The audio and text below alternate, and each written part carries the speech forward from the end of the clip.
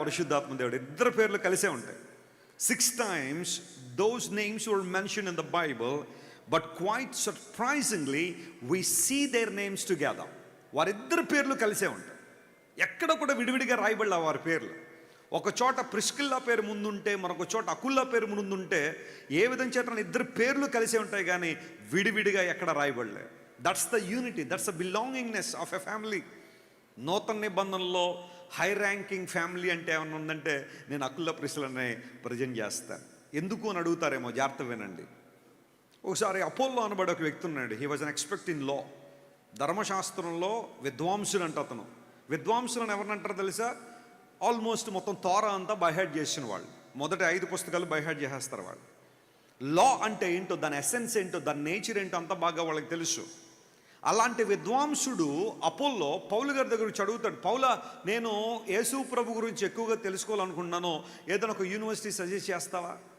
నేను ఇలా అనుకుంటున్నాను, ఇది నేను అనుకున్న మాట.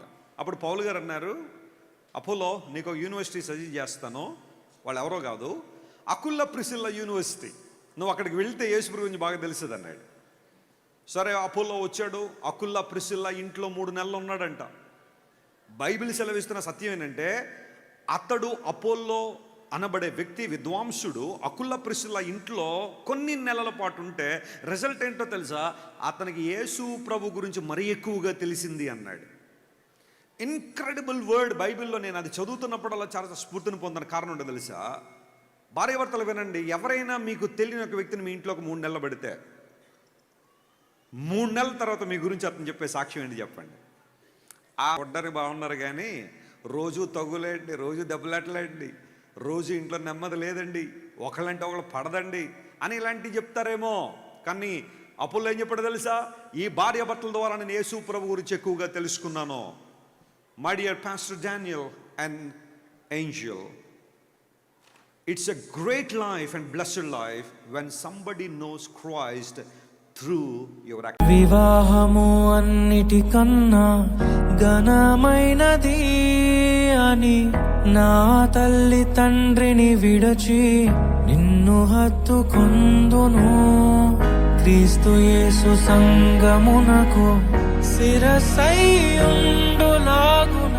నేను నా భార్యకు శిరస్సుగా ఉండెదను.